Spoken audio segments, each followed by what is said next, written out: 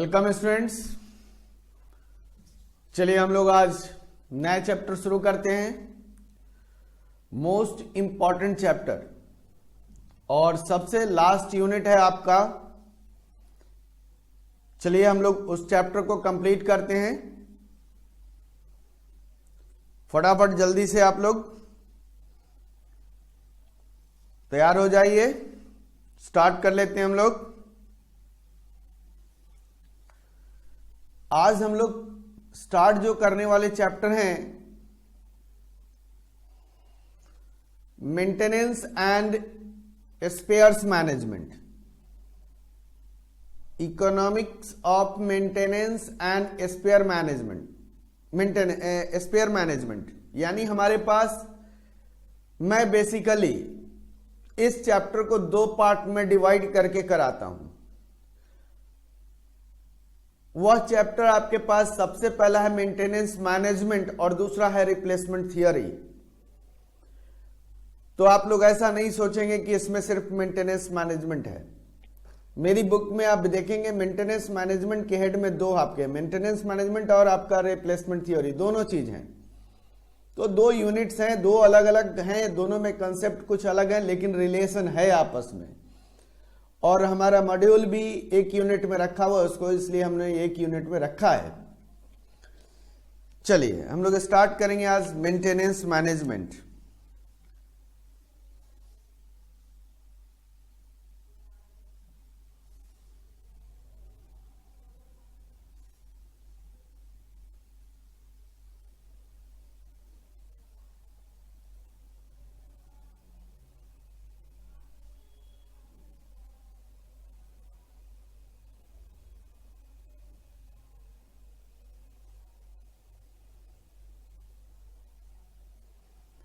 Maintenance management. अब देखिए maintenance management होता क्या है। सबसे बड़ी बात यहां पे हम लोग यहां पे क्या डिस्कस कर सकते हैं, मेंटेनेंस मैनेजमेंट होता क्या है, यही ना। बहुत कॉमन वर्ड है मेंटेनेंस। अब मेंटेनेंस की बात कर रहे हैं तो हम लोग यहां पे, अगर मेरा कोई भी प्रोडक्शन सिस्टम हो,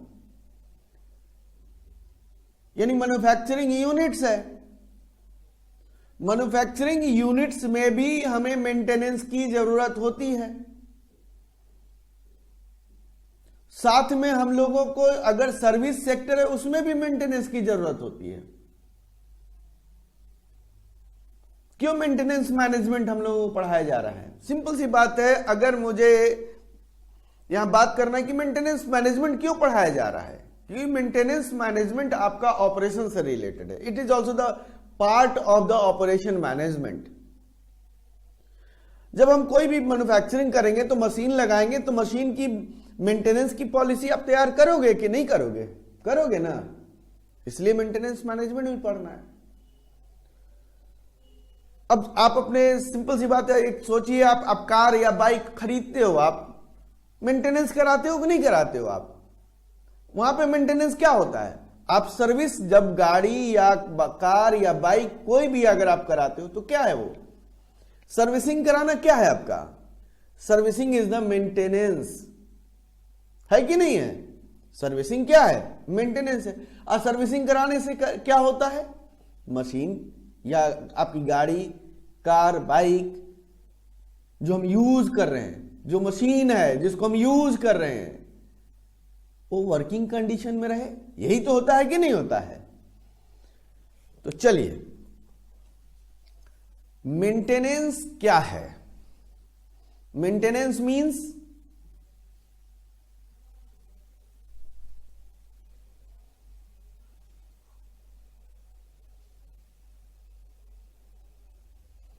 an activity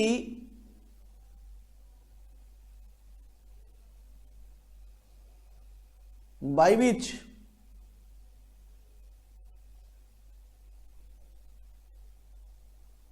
machine is kept in working condition।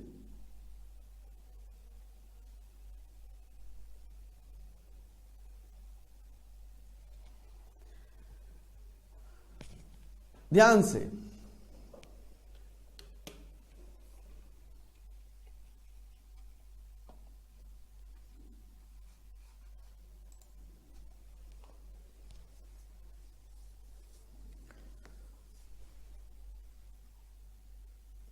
Maintenance is an activity by which machine is kept in working condition.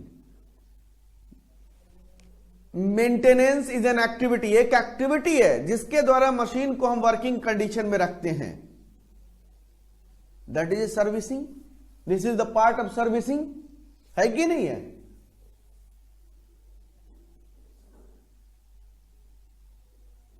This is the part of servicing. तो ध्यान रखना, maintenance is an activity by which machine is kept in working condition. यह आप लोगों को definition याद रखना है। अब बात आती है कि अगर मेंटेनेंस एक्टिविटी है तो यहां पे अब बताओगे कि ऑब्जेक्ट, इसका मेन हमारे पास मेंटेनेंस मैनेजमेंट क्या है। Maintenance is the working activity, लेकिन मेंटेनेंस मैनेजमेंट क्या है? मेंटेनेंस मैनेजमेंट क्या है? Maintenance management is the planning and making policy for the maintenance of any machines और एसेट्स। पॉलिसी फॉर्मुलेट करना, प्लान करना, कंट्रोल करना कि मशीन को मुझे मेंटेनेंस करानी, कब करानी है, इसके बारे में पॉलिसी तैयार करना पड़ेगा। किस रिसोर्सेज से मेंटेनेंस कराई जाएगी, इसके बारे में तो सोचना होगा हमें। तो maintenance management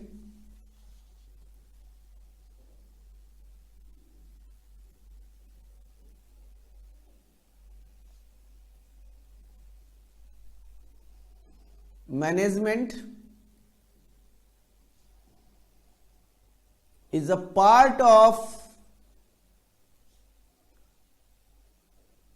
operation management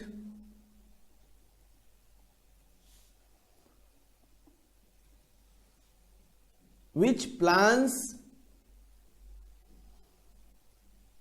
formulate policy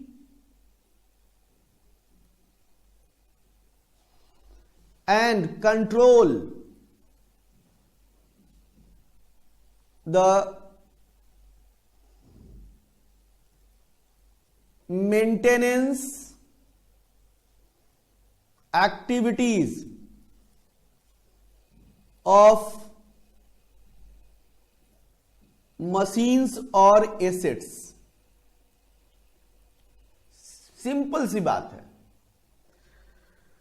हमें बहुत ज्यादा इसको आप लोग प्रैक्टिकल तरीके से सोचो। मेंटेनेंस कराने का हमारे पास क्या है? मेंटेनेंस मैनेजमेंट क्या करेगा? प्लान करेगा ना कि हमें मशीन हमारे पास है तो मुझे प्लान करना पड़ेगा। अब प्लान से क्या आपको याद आना चाहिए? प्लान से याद आना चाहिए कि क्या आपके पास लार्ज नंबर ऑफ मशीन्स हैं या स्मॉल नंबर ऑफ मशीन्स हैं। 2-4 मशीन्स है तो मेंटेनेंस डिपार्टमेंट नहीं बनाओगे, लेकिन आपके पास 24 आवर वर्किंग है, 24 आवर्स मैन्युफैक्चरिंग सिस्टम है, 24 आवर्स प्रोडक्शन सिस्टम है। अगर आपके पास वहां पे मशीन्स बहुत लार्ज नंबर में लगा हुआ है तो आपको एक मेंटेनेंस डिपार्टमेंट बनाने पड़ेंगे। अब मेंटेनेंस डिपार्टमेंट बनाओगे तो उसके लिए तो प्लानिंग करनी पड़ेगी, तो इसीलिए हमें पॉलिसी यानी कि प्लान करना है, उसके बाद पॉलिसी फॉर्म करने हैं। किसके लिए? For the maintenance activities. अब यानी कि हमारे पास प्लानिंग करना है कि इन हाउस कराया जाए, या इन हाउस कहने का मतलब मेंटेनेंस डिपार्टमेंट बनाई जाए, या क्या किसी को आउटसाइड से हम दे दें। जो एनुअल मेंटेनेंस होता है, एएमसी एनुअल मेंटेनेंस कॉन्ट्रैक्ट होता है कि नहीं होता है? क्यों दिया जाता है एनुअल मेंटेनेंस कॉन्ट्रैक्ट? कि जो भी कोई गड़बड़ी होगा तो उसको आकर सही करेगा ना। तो हमारे पास ये प्लान करना पड़ेगा कि हमें इन हाउस मेंटेनेंस करानी है कि हमें एएमसी करानी है, एनुअल मेंटेनेंस कॉन्ट्रैक्ट देकर आउटसाइडर से मेंटेनेंस करानी है। अरे तो मेंटेनेंस का हमारे पास प्लानिंग करना है। उसके बाद पॉलिसी फॉर्मुलेशन, कब कब मेंटेनेंस करानी है, किस टाइप की मेंटेनेंस करानी है, वो सारी चीजें डिपेंड करता है। इसके बाद हमारे पास कंट्रोल, मतलब कब कब करानी है उसकी भी तो कंट्रोलिंग करनी है कि तो हमारे रिकॉर्ड्स भी तैयार करते हैं। मेंटेनेंस जब भी कराई जाती है, कोई भी मशीन ब्रेकडाउन हो गया, फेलियर हो गया, तो उसके कारण जब हम मेंटेनेंस कराते हैं तो उसका रिकॉर्ड भी हमें रखना पड़ता है। रिकॉर्ड क्यों रखते हैं? क्योंकि कंट्रोल करना है हमें। तो ये सारी चीजें हमारे पास क्या है, this is the maintenance management. समझ में आ गया होगा।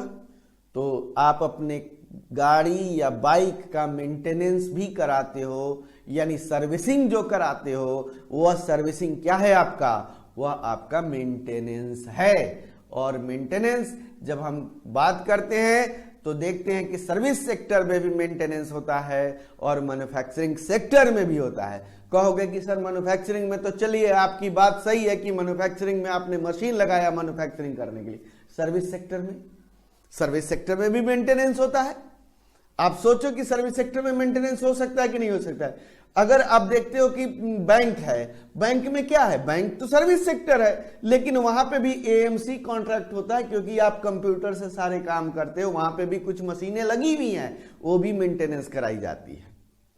तो इसीलिए तो सर्विस सेक्टर में भी मेंटेनेंस होता है, क्योंकि सर्विस सेक्टर में भी हम आज के डेट में मशीन को यूज कर रहे हैं। जब हम मशीन को या वह एसेट जिसको मेंटेनेंस कराई जाती है उसको अगर हम यूज करते हैं और उसका यूज करते हैं तो हमें मेंटेनेंस टाइम टू टाइम तो करानी पड़ेगी ही पड़ेगी। क्लियर है यहां पे? चलिए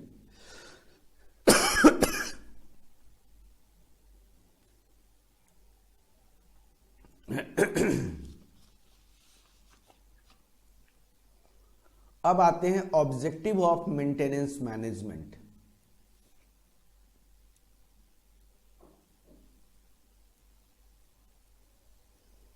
तो objective of maintenance management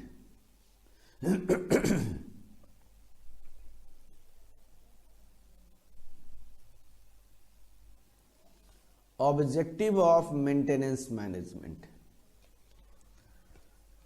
maintenance management का मेन ऑब्जेक्टिव क्या है, सोचने वाली बात है। चलो मशीन हम यूज कर रहे हैं तो उसको मेंटेनेंस कराएं, उसके लिए ऑब्जेक्टिव क्या है। और सबसे बड़ी बात मैं बताऊं, ऑब्जेक्टिव ही इसका एडवांटेज होता है। जो आप मेंटेनेंस मैनेजमेंट पढ़ोगे ना, तो मेंटेनेंस मैनेजमेंट का जो ऑब्जेक्टिव है वही उसका एडवांटेज है, आपका कहीं दूर से एडवांटेज नहीं आता है, ये आप ध्यान रख लेना। क्यों? क्योंकि यहां पे जो ऑब्जेक्टिव है, आप जरा ऑब्जेक्टिव को ध्यान से समझना। आप मेंटेनेंस क्यों कराते हो, पहली बात यही सोचना है ना हम लोगों को, मेंटेनेंस क्यों कराते हैं। आप लोग सोचो जरा, मेंटेनेंस कराने का मेन मकसद क्या है, यही सोचना है हमें। हमारे पास कहता है डेफिनेशन में देखो कि maintenance is an activity by which machine is kept in working condition, काम करने की स्थिति में रखने हैं। डेफिनेशन में हल्का ऑब्जेक्टिव का हिंट दिया हुआ है आपको। तो यहां पे क्या हो गया, हमारे पास सबसे पहला मेंटेनेंस कराने का मेन मकसद होता है कि मैक्सिमम टाइम मशीन वर्किंग के लिए अवेलेबल हो। Maximum time machine is available for working, जिसके द्वारा हम अपनी प्रोडक्टिविटी को इंप्रूव कर सकते हैं। अगर मेरे पास मशीन की अवेलेबिलिटी है, मशीन फेलियर नहीं हो रहा है, मशीन फेलियर नहीं हमारा हो रहा है क्योंकि हम मेंटेनेंस करा रहे हैं, तो मेंटेनेंस कराने के कारण मेरा मशीन फेलियर कम हो रहा है या नहीं हो रहा है, जो बात आगे की चीजें हैं। मशीन अगर हमारे पास फेलियर कम हो रहा है, नहीं हो रहा है, इसका मतलब मेरा मशीन वर्क के लिए हमेशा अवेलेबल है, मैक्सिमम टाइम अवेलेबल है। जब मैक्सिमम टाइम अवेलेबल होगा तो प्रोडक्टिविटी भी इंप्रूव होगी। तो मेन ऑब्जेक्टिव क्या है, improvement of productivity through maximum availability of machine at minimum cost. ध्यान रखना आप लोग इस चीज को। मेंटेनेंस मैनेजमेंट की थ्योरी करा रहा हूं मैं, थ्योरी में से भी क्वेश्चन आता है, प्रैक्टिकल की तो बात छोड़, प्रैक्टिकल से तो आता ही है, थ्योरी से भी क्वेश्चन आ सकता है। तो आप लोग ध्यान रखेंगे कि मेंटेनेंस का main objective improvement of productivity through maximum availability of machine at minimum cost, minimum cost पे होगा। ये तो मेन ऑब्जेक्टिव है। तो क्या एक ही ऑब्जेक्टिव हो सकता है क्या, बात यह आती है ना, क्या एक ही ऑब्जेक्टिव हो सकता है क्या, और भी ऑब्जेक्टिव हो सकते हैं। और क्या ऑब्जेक्टिव हो सकता है? ऑब्जेक्टिव पहला हमारे पास इसके बाद आता है, अब आप मेंटेनेंस कराओगे तो मशीन को फेलियर होने से बचाओगे। Remove future defects, prevent failure during operation.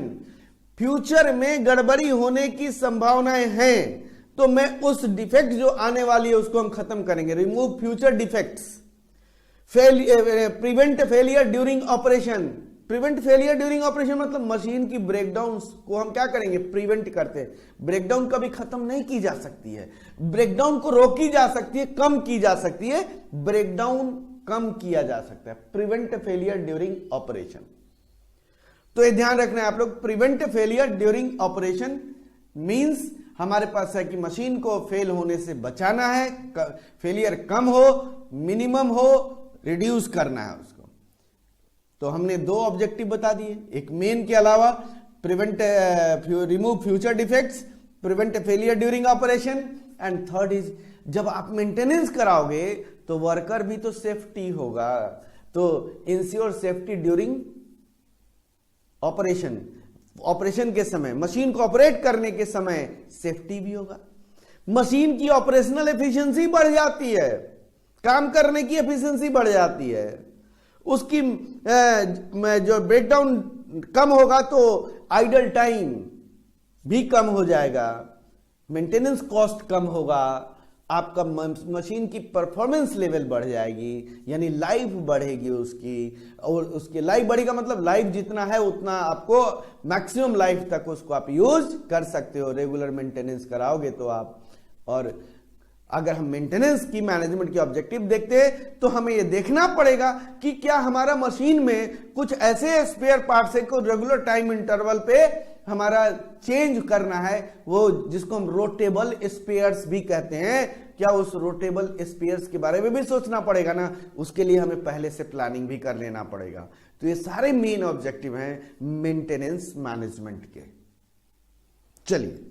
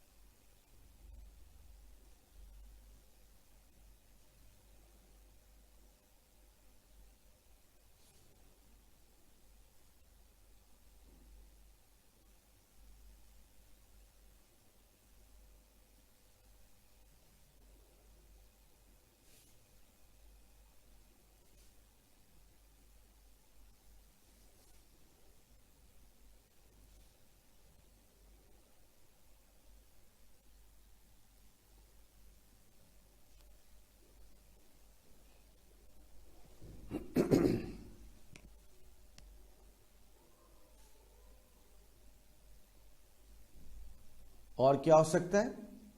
Remove future defects,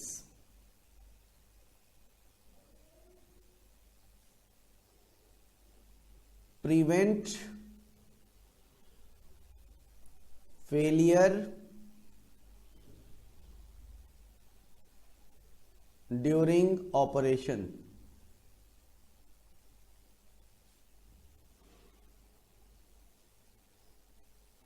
ensure safety during operation,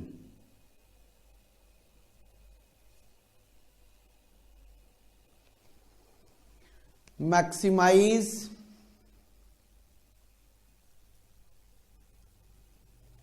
operational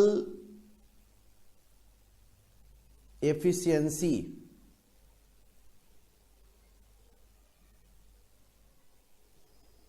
reduce idle time due to malfunctioning of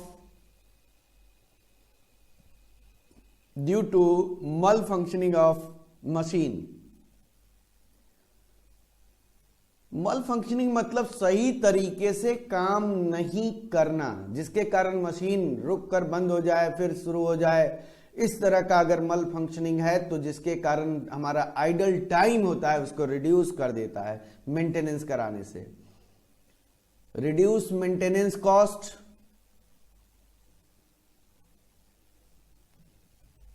reduce maintenance cost, maintenance cost को रिड्यूस कर देता है।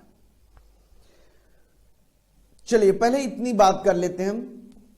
रिमूव फ्यूचर डिफेक्ट्स, अगर regular maintenance कराते हैं तो मेरा machine के बारे में पता लग जाता है कि क्या डिफेक्टिव होने वाले हैं, क्या डिफेक्ट्स आ रहा है, उसको हम लोग रिमूव कर देते हैं।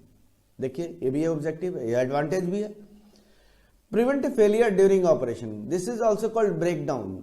मशीन को चलते चलते बंद होने की संभावनाएं को कम की जाती है, खत्म नहीं की जा सकती है, इसीलिए वर्ड की किया लिखा गया है प्रिवेंट।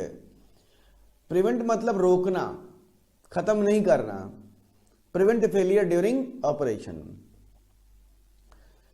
अगला है ensure safety during operation.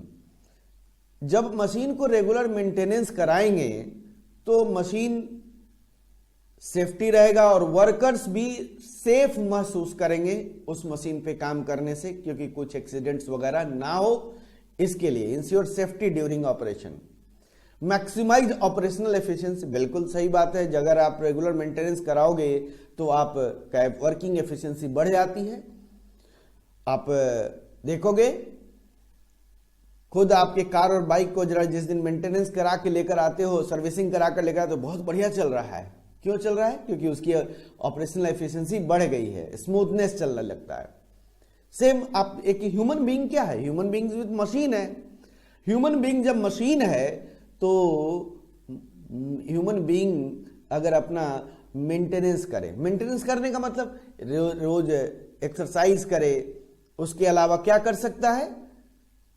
Exercise करे, फिर रेगुलर डाइट रखे, ये सारी चीज जो फिट रहने का जो रूल्स हैं उस रूल्स फॉलो करे तो क्या होता है? उसकी वर्किंग एफिशिएंसी बढ़ जाती है। नॉर्मली आप स्वस्थ रहेंगे तो वर्किंग एफिशिएंसी बढ़ जाती है, इसलिए मैक्सिमाइज ऑपरेशनल एफिशिएंसी भी है। Reduce idle time due to malfunctioning of machine, machine को सही तरीके से काम नहीं कर रहा है, बहुत खराब हो रहा है, बार बार ये ब्रेक डाउन हो जा रहा है, तो उसे क्या करता है? उसको उसके आइडल टाइम होगा, उस आइडल टाइम बढ़ जाने के कारण हमारा कॉस्ट भी बढ़ जाता है, इसलिए हम रिड्यूस करते हैं आइडल टाइम को। मेंटेनेंस कॉस्ट, अब कहोगे कि सर मेंटेनेंस कॉस्ट कैसे कम होगा? मेंटेनेंस कराएंगे तो बढ़ेगा। सिंपल सी लॉजिकली सोचना जरा, यहां पे सारी लॉजिकली है। लॉजिकली आप सोचो कि मेंटेनेंस कराना है आपको, तो मेंटेनेंस कराने के लिए आपको क्या चाहिए? मेंटेनेंस कराओगे तो सोचोगे ना कि चलो जब खराब हो मशीन तो हम करा लेंगे। तो मान लो कि आप महीने में 3 बार मशीन ब्रेकडाउन होता है, आप ब्रेकडाउन वाले को, इंजीनियर्स को बुलाते हो, जो मेंटेनेंस करता है उसको आपको आता है, हर बार आपको 1500 रुपया लेके जाता है, तो आपका 4500 रुपया, 4500 रुपीज तो आप पे कर दिया एक महीना में। तो सोचा कि मैं क्यों ना इसी से बात कर लूं कि आप रेगुलर हर महीने आकर मेंटेनेंस कर दो। तो कहा कि साहब मैं आपको 2000 रुपये लूंगा, आपको मेंटेनेंस कर दूंगा हर महीने आकर। तो आपने कहा कि चलो ठीक है, अब 2000 रुपये दे दिया। तो 2000 रुपये देने के बाद मशीन ब्रेकडाउन होगा या नहीं होगा? आपने उस मेंटेनेंस आके कर गया, हो सकता है ब्रेकडाउन हो सकता है। पहले 3 हुआ करता था, अब मशीन का ब्रेकडाउन 1 हो गया। आई बात समझ में? क्यों? हमारे पास क्या हो गया, जब मैं मेंटेनेंस, उसको रेगुलर मेंटेनेंस कराना शुरू कर दिया, तो मेरा 2000 रुपया लेकर जा रहा है, 2000 रुपये कॉस्ट बियर कर रहा है, और साथ में वह एक ब्रेकडाउन हो गया तो ब्रेकडाउन आने का वो 1500 रुपये भी ले लेता है, तो टोटल 3500 का खर्चा आता है। और पहले मैं अगर नहीं बुलाता था, मैं रेगुलर मेंटेनेंस वाली बात नहीं, जब ब्रेकडाउन होगा तभी मैं बुलाऊंगा, तो 3 हो जाते थे, तो 4500 रुपीज का खर्चा आ रहा है। इस तरीके से कॉस्ट का हम पॉलिसी तैयार करते हैं, तो हमारा कॉस्ट कम क्या होगा। अब सिंपल सी बात सोचो जरा लॉजिकली, कि अगर आपका मशीन ब्रेकडाउन कम होगा तो मशीन की आइडलनेस बचेगी कि नहीं बचेगी? आइडलनेस नहीं होगा। जब आइडलनेस नहीं होगा तो हमारे पास क्या होगा? तो आइडल नहीं होगा तो हमारे उस केसेस में मशीन मैक्सिमम टाइम अवेलेबल होगा, जिसके कारण मैं प्रोडक्टिविटी को बढ़ा लूंगा, तो प्रोडक्टिविटी बढ़ जाएगी। तो एक तरफ से मेंटेनेंस कॉस्ट तो बढ़ रहा है, लेकिन आपकी प्रोडक्टिविटी भी तो बढ़ रही है। तो जिस प्रोपोर्शनेट से आपका जो मशीन की मेंटेनेंस कॉस्ट बढ़ रहा है, उससे ज्यादा आपकी प्रोडक्टिविटी के अकॉर्डिंगली हो रहा है, जिसके कारण आपको प्रॉफिट हो जाता है। तो ये सारे पॉइंट्स आते हैं जिसके कारण मेरा कॉस्ट कम हो जाता है। तो रिड्यूस द मेंटेनेंस कॉस्ट। अगला है हमारे पास enhance performance level.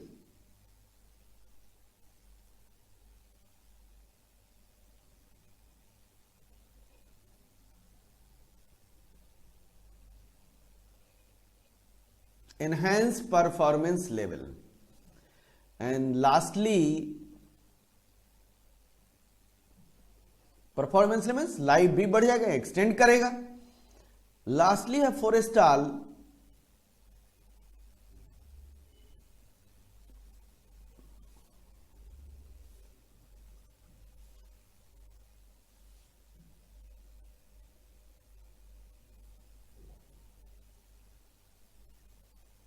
फोरेस्टाल rapid wear of component.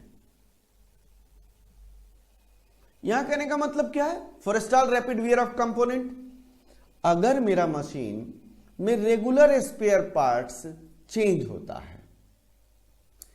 तो आपके पास एडवांस में प्लानिंग होना चाहिए इंस्टॉल करने के लिए, ताकि आपका कोई भी स्पेयर पार्ट्स चेंज है करना है और आप उसको जल्दी से चेंज करेंगे। आप स्टॉक में रखोगे, इसीलिए उसकी प्लानिंग करना है ताकि जल्दी से उसको चेंज कर दिया जाए। That is the forestall rapid wear of component.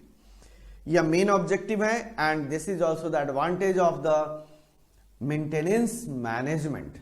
यानी आप लोग ये ध्यान रखेंगे, मेंटेनेंस मैनेजमेंट का मेन ऑब्जेक्टिव क्या है? Improve productivity through maximum availability of machine at minimum cost. दूसरा हमारे पास प्रिवेंट फेलियर ड्यूरिंग ऑपरेशन। तीसरा हमारे पास रिमूव फ्यूचर डिफेक्ट्स। चौथा हमारे पास इंश्योर सेफ्टी ड्यूरिंग ऑपरेशन। पांचवा हमारे पास मैक्सिमाइज ऑपरेशनल एफिशिएंसी। छठा reduce idle time due to malfunctioning of machines. सातवां हमारे पास रिड्यूस मेंटेनेंस कॉस्ट। आठवां एनहांस परफॉर्मेंस लेवल। और नाइन्थ हमारे पास है forestall rapid wear of component. यह मेन ऑब्जेक्टिव है, आप लोग इसको याद कर लेंगे। आप इसको जिस तरीके से लिखना है उस तरीके से आप लोग लिख सकते हैं। पॉइंट वाइज लिखना चाहते हैं तो आप पॉइंट वाइज भी लिख सकते हैं इसको। यह है मेंटेनेंस मैनेजमेंट का ऑब्जेक्टिव।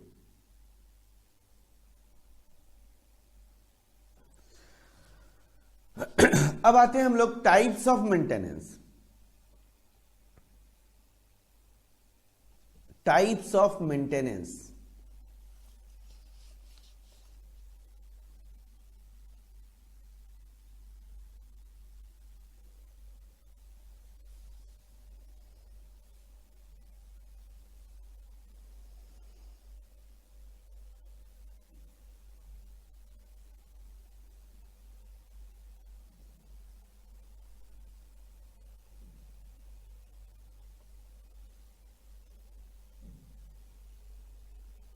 Types of maintenance.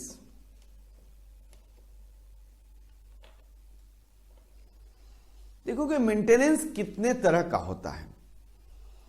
तो सबसे बेसिकली अगर मेंटेनेंस की मैं बात करूं तो एक होता है प्लान्ड मेंटेनेंस और दूसरा होता है अनप्लान्ड मेंटेनेंस। पहले से आपकी प्लानिंग होगी और उसी के अकॉर्डिंगली अगर मेंटेनेंस कराते हो दैट इज अ प्लान्ड, और अनसर्टेन कहीं पे भी अगर मेंटेनेंस कराना पड़ गया तो उस केसेस में हमारा वह अनप्लान्ड हो जाता है।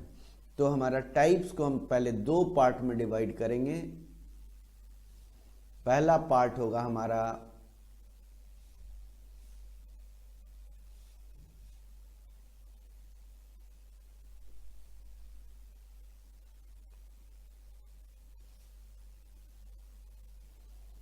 प्लांट मेंटेनेंस,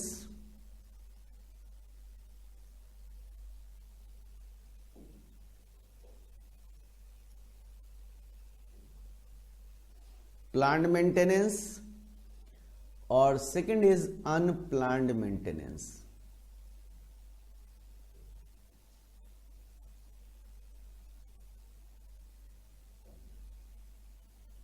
अनप्लान्ड मेंटेनेंस दो तरह का हमारे पास है, प्लान्ड मेंटेनेंस और दूसरा अनप्लान्ड मेंटेनेंस। अब प्लान्ड मेंटेनेंस क्या होता है? Maintenance work organized and carried on according to predetermined records and controls। पहले के रिकॉर्ड्स और कंट्रोल्स के आधार पर जो मेंटेनेंस कराई जाएगी, मेंटेनेंस वर्क ऑर्गेनाइज की जाएगी और कराई जाएगी, तो उसे कहा जाएगा planned maintenance.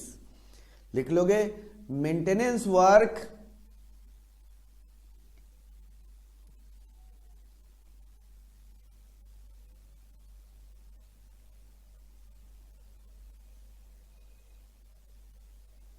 organized and carried on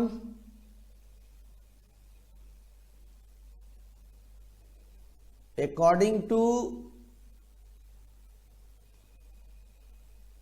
predetermined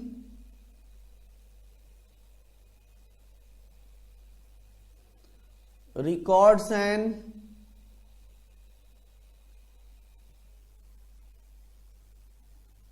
controls. Pre determined records and controls, पहले से पूर्व निर्धारित क्या आपका रिकॉर्ड्स है, जो आपका मेंटेनेंस है उसको कैसे करा रहे हो, उसी के आधार पर अगर मेंटेनेंस शेड्यूल करते हो, कराते हो, that is the planned maintenance. आप कभी भी कोई भी मशीन खरीदते हैं तो उसके साथ आपको मैन्युफैक्चरर एक सर्विस बुक भी देता है। जैसे आप कार खरीदो या बाइक खरीदो, कोई भी चीजें अगर खरीदते हो तो आपको क्या करता है मैन्युफैक्चरर, उसके साथ आपको एक सर्विस बुक देता है कि कब कब मेंटेनेंस करानी चाहिए, जो मशीन की स्थिति है उसके अकॉर्डिंगली। तो दैट इज अ प्लान्ड, उसके अनुसार आप प्लान करते हो, ऑर्गेनाइज करते हो, that is the planned maintenance. ये चीजें अनप्लान्ड।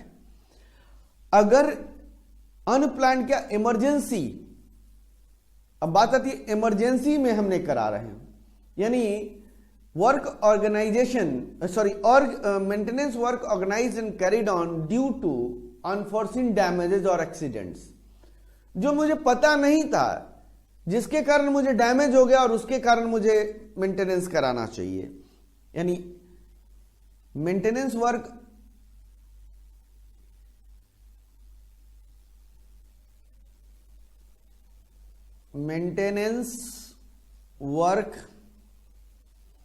organized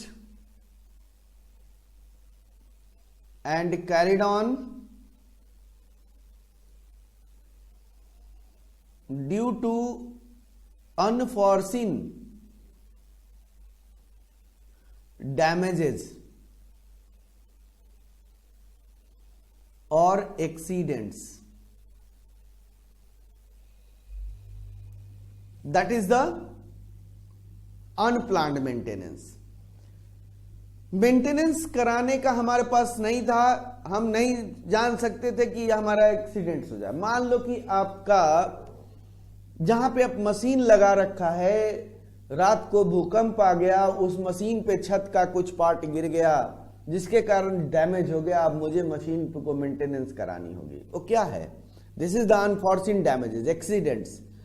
आप कार अपने सर्विस सेंटर से सर्विस करा कर आ रहे थे और आपने रेड लाइट पे रोका और पीछे से किसी ने हिट कर दिया आपको, आपका डैमेज हुआ, उसके लिए मेंटेनेंस कराओगे, वो क्या है आपका?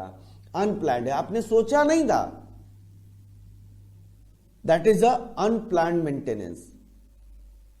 अब सिंपल सी बात है कि अगर अनप्लान्ड की अगर बात करें तो एक वर्ड आता है ब्रेकडाउन, मशीन फेलियर हो जाना। तो मशीन फेलियर हो जाना, ब्रेकडाउन होना प्लान्ड है या अनप्लान्ड है? दो चीजें यहां पे बात मैं कहूंगा कि ब्रेकडाउन अनसर्टेन है लेकिन अनप्लान्ड नहीं है। आप लोग ध्यान रख लेना, ब्रेकडाउन अनसर्टेन नेचर हो सकता है लेकिन अनप्लान्ड नहीं होगा। यानी कोई भी मशीन ऐसा नहीं है कि ब्रेकडाउन नहीं हो, हमारा कब होगा ये सर्टेन नहीं है, इसलिए हम उसको अनसर्टेन नेचर में रखते हैं। लेकिन जब मेंटेनेंस की पॉलिसी और प्लानिंग करते हैं तो हमें इस बात को ध्यान में भी रखना पड़ता है कि मशीन है तो वह ब्रेकडाउन कर ही सकता है। जब यह ब्रेकडाउन कर ही सकता है तो यह अनप्लान्ड कैसे हो गया? अनप्लान्ड नहीं हो सकता है, यह अनसर्टेन हो सकता है, अनप्लान्ड नहीं हो सकता है। इसीलिए हम मेंटेनेंस ब्रेकडाउन को हम अनप्लान्ड नहीं रखते हैं, वह प्लान्ड के अंडर में ही होता है। अब बात समझ में आ गई हो लोगों को? क्योंकि कभी कभी यह हो सकता है कि क्वेश्चन में हो कि is the breakdown maintenance is the planned maintenance, true false में दे दिया अनप्लान्ड मेंटेनेंस। अगर प्लान्ड मेंटेनेंस है this is the true, unplanned है this is not unplanned, this is a planned but uncertain nature. Nature अलग है। हम policy तैयार करें किसका? ब्रेकडाउन की पॉलिसी तैयार करें या प्रिवेंटिव की पॉलिसी तैयार करें? पॉलिसी जब मैं तैयार कर रहा हूं तो वह अनप्लान्ड कैसे हुआ? जब किसी चीज का अगर आपका पॉलिसी तैयार कर रहे हो कि मुझे ब्रेकडाउन पे मेंटेनेंस करानी चाहिए कि मुझे रेगुलर मेंटेनेंस करानी चाहिए, जब आप पॉलिसी तैयार कर रहे हो तो ब्रेकडाउन तो अनप्लान्ड हो ही नहीं सकता है। ब्रेकडाउन का नेचर अनसर्टेन हो सकता है लेकिन अनप्लान्ड नहीं हो सकता है। होप सो समझ में आ गया होगा सभी लोगों को। चलिए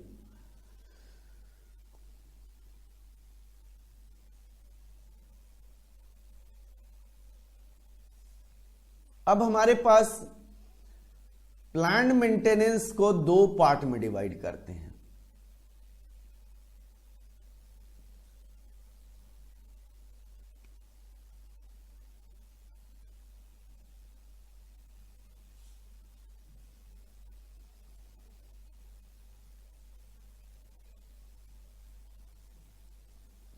प्रिवेंटिव मेंटेनेंस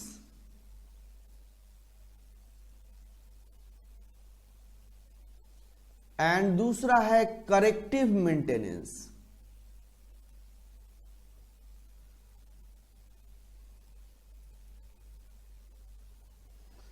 प्रिवेंटिव मेंटेनेंस और दूसरा है corrective maintenance. Preventive and corrective, देखो वर्ड है preventive. Preventive word is taken from prevention. Preventive word is taken from the word prevention. Prevention से लिया जाता है। अगर वह प्रिवेंशन से लिया जाता है तो उसे क्या कहोगे आप?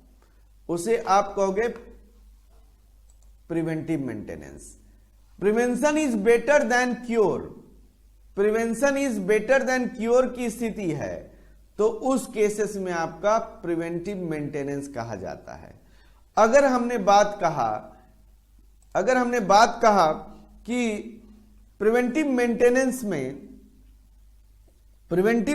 की अगर बात करते हैं, प्रिवेंटिव मेंटेनेंस क्यों कराएंगे? एसेट्स को सुरक्षित रखने के लिए, एसेट्स को सुरक्षित रखने के लिए, मशीन को बार बार फेल होने से बचाने के लिए प्रिवेंटिव मेंटेनेंस कराई जाती है। प्रिवेंटिव मेंटेनेंस का पॉलिसी ही होता है prevention is better than cure. यानी देखो, prevention is better than cure कहने का मतलब क्या है कि prevention is better than cure क्या कहता है कि आपको बीमारी से बचना है तो प्रिवेंटिव एक्शन लेने होंगे। अगर आपको बीमारी से बचना है तो प्रिवेंटिव एक्शन लेने होंगे। अगर प्रिवेंटिव एक्शन लेते हो तो आपकी बीमारी से बचोगे। आपको यह ध्यान रखना है। तो ये चीज ध्यान रखना है, prevention is better than cure की पॉलिसी पे काम करता है। अब मान लो कि किसी भी पर्सन को डायबिटीज से बचना है, आज पूरी दुनिया है उसके लिए डायबिटीज एक बहुत बड़ा प्रॉब्लम है कि डायबिटीज मैक्सिमम लोगों को हो जाता है due to the stress, life style change होता है उसके कारण से। तो मान लीजिए कि डायबिटीज से बचना है, उसके लिए हमें प्रिवेंशन लेना होगा। तो हो जाएगा आपको बचने के लिए लिया तो prevention is better than cure. लेकिन अगर डायबिटीज हो जाए तो उसके बाद अगर आप कंट्रोल करोगे तो वो करेक्टिव हो जाएगा। नेचर देख लो चेंज कर जाता है। आप किसी चीज से यानी कि बीमारी से बचने के लिए सुरक्षित रहने के रखते हैं अपने आप को तो प्रिवेंशन हो गया। लेकिन अगर बीमारी हो जाए और उसको सही कराओगे तो हो जाएगा corrective.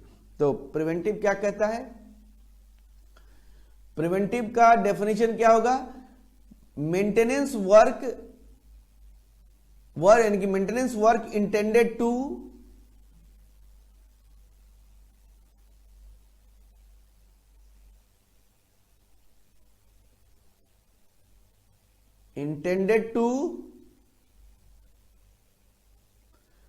preserve the assets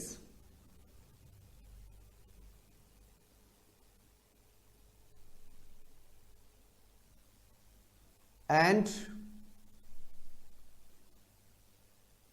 prevent failure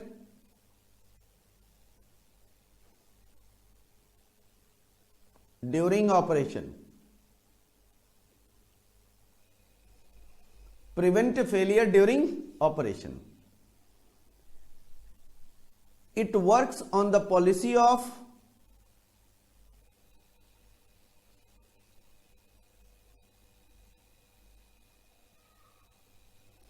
prevention is better than cure.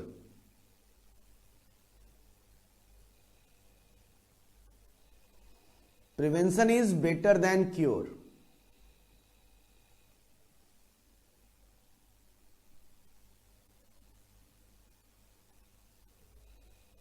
Prevention is better than cure. Corrective maintenance. Work intended, यहां पे maintenance work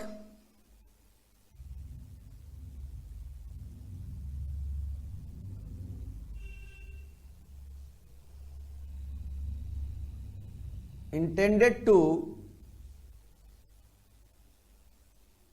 restore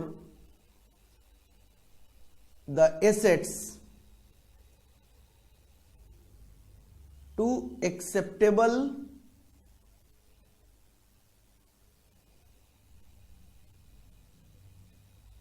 standard. To acceptable standard. देखो प्रिवेंटिव का मतलब समझ में आया, करेक्टिव। अगर मशीन में गड़बड़ी हो गया तो गड़बड़ी को खत्म करने के लिए आपका कुछ स्टैंडर्ड होता है, उस स्टैंडर्ड तक रिस्टोर कर लेना पड़ता है। जैसे मैंने कहा कि ह्यूमन बीइंग्स को डायबिटीज हो जाए, शुगर लेवल बढ़ गया, शुगर लेवल को कंट्रोल करने के लिए करेक्टिव एक्शन ली जाती है, उसकी एक्सेप्टेबल स्टैंडर्ड तक हम शुगर लेवल को लेकर आते हैं, that is the corrective action. उसी तरीके से मशीन में गड़बड़ी आती है तो उस गड़बड़ी को खत्म करते हैं हम किसे? एक्सेप्टेबल स्टैंडर्ड से, that is the corrective maintenance. Preventive और करेक्टिव के भी और भी मीनिंग है यहां पे।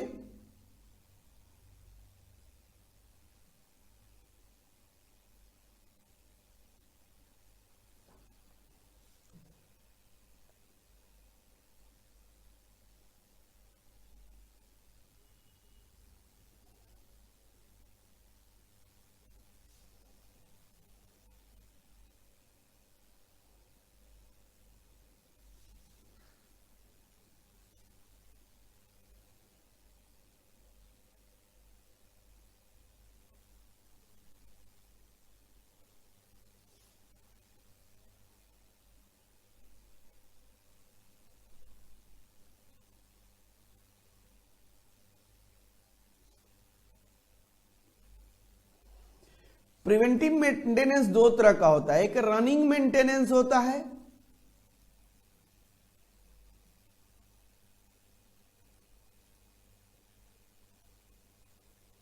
दूसरा शट डाउन मेंटेनेंस होता है।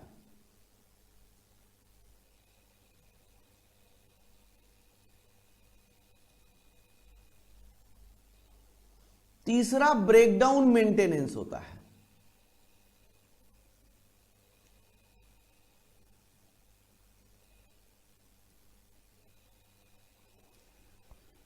Running maintenance, shutdown maintenance and breakdown. ध्यान से समझना है, प्रिवेंटिव के दो हैं, रनिंग एंड शटडाउन।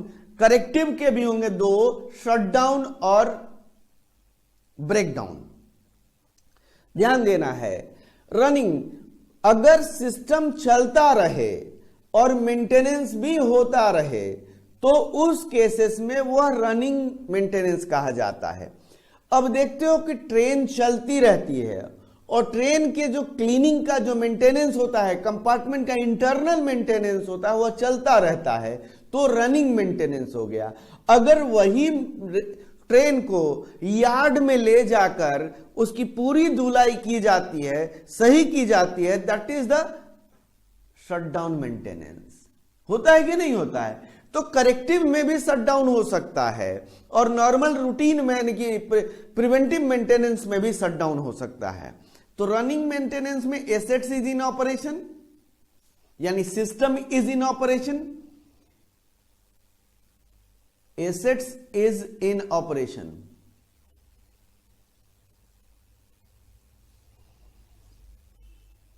इसमें क्या होता है? Assets is not in operation,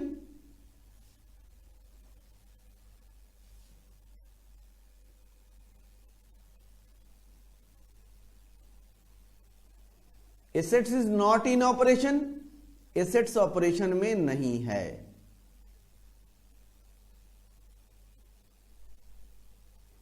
and breakdown, breakdown maintenance is a plant maintenance.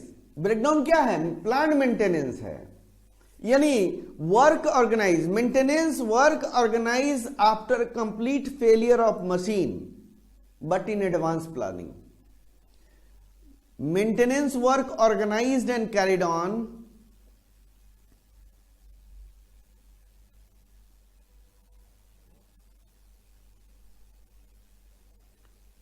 organized and carried on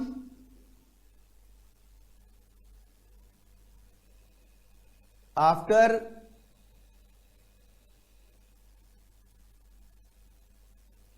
complete failure of machine but in advance planning। पहले से प्लानिंग होगी ही होगी, बट एडवांस इन प्लानिंग, पहले से प्लानिंग होगी ही होगी। This is the breakdown maintenance. Breakdown maintenance जब भी मशीन, ब्रेकडाउन मेंटेनेंस कब होगा? जब मशीन ब्रेकडाउन हो जाएगी, तभी मशीन चलते चलते बंद हो गया, तभी हम उसको मेंटेनेंस कराएंगे, लेकिन पहले से प्लानिंग होगा। अगर मान लो प्लानिंग नहीं करते हो, तो आपने कोई प्लान पॉलिसी तैयार नहीं किया कि हमारा मशीन ब्रेकडाउन कर गया, उसको कैसे हम आपको मेंटेनेंस कराएं, ये हमारे पास है। तो मान लो कि आपने पॉलिसी नहीं कुछ भी बनाया, मशीन ब्रेकडाउन हो गया, तो क्या करोगे? आप मेंटेनेंस इंजीनियर को बुलाओगे। तो आपने 2-4 दिन आपने मेंटेनेंस इंजीनियर को इधर उधर कर देखा, ढूंढा, नहीं मिला, तो फिर आपने मैन्युफैक्चरर को फोन किया, वहां से वो बताया कि फलाना पर्टिकुलर मेंटेनेंस जो इंजीनियर है वो मेंटेनेंस करता है इस टाइप के मशीन को। 4 दिन लग गया, आपने फिर उसको कॉल किया, कहा कि मैं 1-2 दिन में आता हूं, 1 सप्ताह आपका समय बीत गया मेंटेनेंस कराते कराते। अब 1 सप्ताह बीत गया, आपको 1 महीने में 1 सप्ताह बीत जाने के कारण आपका 1/4 प्रोडक्शन कम हो गया, क्योंकि आपका मशीन अवेलेबल ही नहीं था। तो यहां पे हम लोगों को पहले से ही प्लानिंग करना होता है कि अगर कोई भी मेंटेनेंस हमें करानी है, चाहे वो ब्रेकडाउन के अकॉर्डिंगली कराना हो, चाहे प्रिवेंटिव के अकॉर्डिंगली कराना हो, तो मेरा सोर्स कहां से होगा, कौन कौन से रिसोर्सेस हैं, ये पहले से प्लान्ड होता है। तो जाकर हम उसको जल्दी से जल्दी मेंटेनेंस करवा लेते हैं। This is the breakdown maintenance. अब इसके बाद हम लोगों को रनिंग मेंटेनेंस और शटडाउन मेंटेनेंस के भी कुछ पार्ट हैं।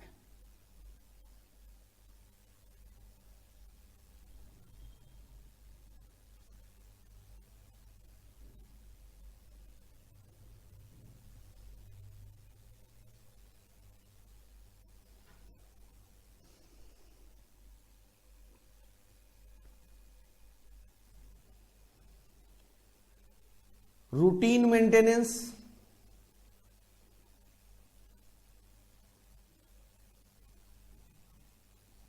या इसको कह सकते हैं शेड्यूल्ड मेंटेनेंस।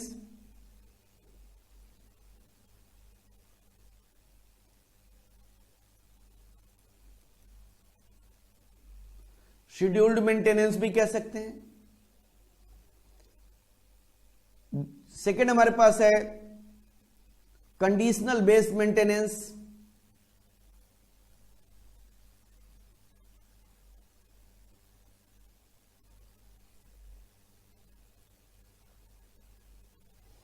तीसरा है रिलायबिलिटी बेस्ड।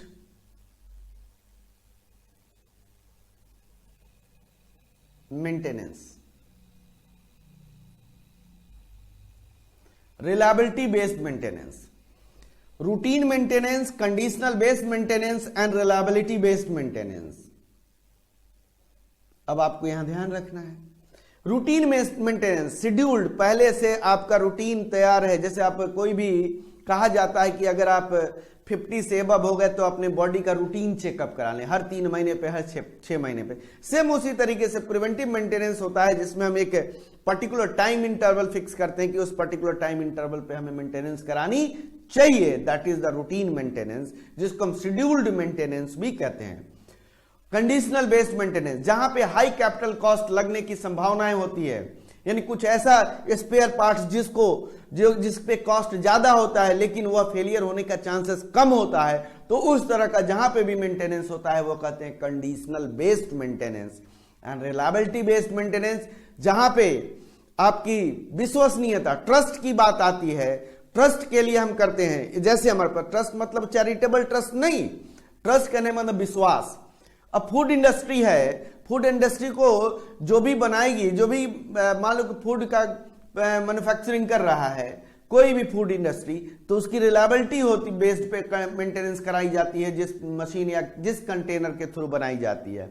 क्यों? क्योंकि जो भी फूड होता है वो ह्यूमन बीइंग कंज्यूम करता है। जब कंजम्पशन करता है तो उसके लिए, उसकी बीमारियों से बचने के लिए, बैक्टीरिया क्रिएट ना हो, उस तरह का वहां पर रिलायबिलिटी बेस्ड मेंटेनेंस कराते हैं। FSSAI क्या है आपका, वही तो बताता है वहां पे कि क्या आपका सेफ्टी लिया गया है कि नहीं। तो रिलायबिलिटी बेस्ड मेंटेनेंस कौन करता है? फूड इंडस्ट्री एंड आपको फार्मास्यूटिकल इंडस्ट्रीज, ये भी आपको रिलायबिलिटी बेस्ड मेंटेनेंस बनाते हैं, जो मेडिसिन वगैरह बनाते हैं, तो यह रिलायबिलिटी बेस्ड मेंटेनेंस होता है। 3 हमारे पास यहां पे हो गया। अब ब्रेकडाउन मेंटेनेंस अगर आप कराते हैं तो ब्रेकडाउन मेंटेनेंस में क्या क्या चीजें होता है? ब्रेकडाउन मेंटेनेंस में आपको क्या क्या चीजें होती है? अगर आपका मशीन ब्रेकडाउन हो गया तो हो सकता है कि कोई स्पेयर पार्ट्स टूट गया हो, तो आप उसको रिपेयर कराते हो। रिपेयर नहीं होता तो रिप्लेस करते हो, रिप्लेस नहीं होता है तो हमारा यानी कि रिपेयर, रिप्लेस और ओवरहॉलिंग। ओवरहॉलिंग का मतलब होता है कंप्लीट एग्जामिनेशन। अगर मुझे नहीं पता लगा, रिपेयर देखा कि हमारे पास मशीन ब्रेकडाउन हो गया और मेरा कोई स्पेयर पार्ट्स नहीं टूटा है, तो मैं कहां से कैसे चेक करूंगा? उसकी कंप्लीट एग्जामिनेशन होती है। तो कंप्लीट एग्जामिनेशन होता है, जिस ओवरऑलिंग, कंप्लीट एग्जामिनेशन। जैसे मान लो आपको बुखार लग गया और बुखार गया, आपने डॉक्टर के पास गए, आपको नॉर्मल वायरल फीवर का दिया, आपने टेबलेट और जो भी मेडिसिन लिखा, आप कहा कि 3 दिन या 5 दिन खाइए, आपने उसको खाया, फिर आपका सही नहीं हुआ, फिर वो दवा चेंज करके दोबारा दे देता है, फिर ठीक नहीं हुआ तो आपको क्या करता है, पूरा ब्लड टेस्ट, आपको सारी कंप्लीट बॉडी चेकअप करा देता है। उससे क्या पता लगेगा कि कोई ना कोई हो सकता है बीमारी इंटरनल है जो हम नॉर्मली बाहर से नहीं पता लगा सकते हैं, जिसको कहते हैं कंप्लीट एग्जामिनेशन, और मशीन के रूप में कहते हैं overhauling. Overhauling is the complete examination of machine, complete examination of machine.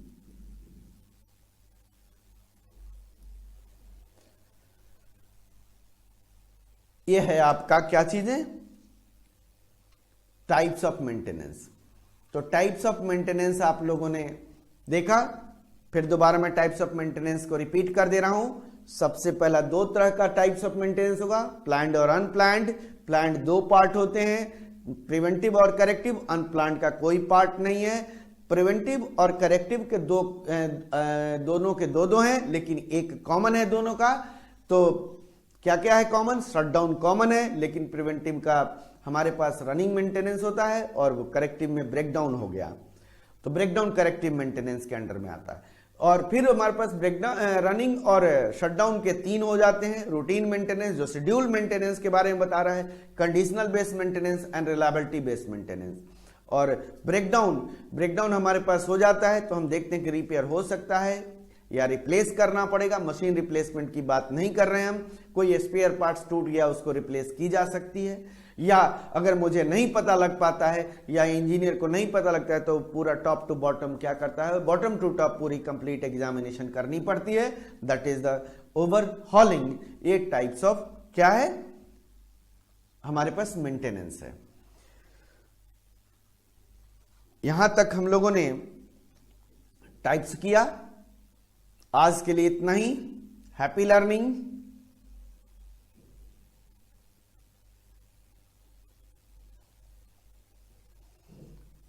कोई डाउट्स हो तो आप लोग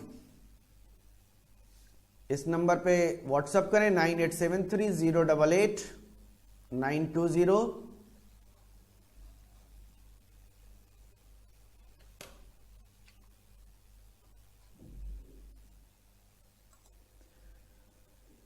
आज हम लोगों ने मेंटेनेंस मैनेजमेंट की थ्योरेटिकल पार्ट पढ़ा और नेक्स्ट क्लास में और भी हम लोग मेंटेनेंस के कॉस्ट में क्या क्या इन्वॉल्व होता है, उसके बाद हम लोग प्रैक्टिकल क्वेश्चंस पे आगे बढ़ेंगे। ठीक है, क्लास के लिए थैंक यू। आप लोग इसी तरीके से क्लास में सही तरीके से आप इसको देखते रहें, और भी स्टूडेंट्स हैं उन लोगों को बताएं। मेरे यूट्यूब चैनल पे भी आप जा सकते हैं, वहां पे भी बहुत सारी मटेरियल मिलेंगे आपको। Okay, thank you.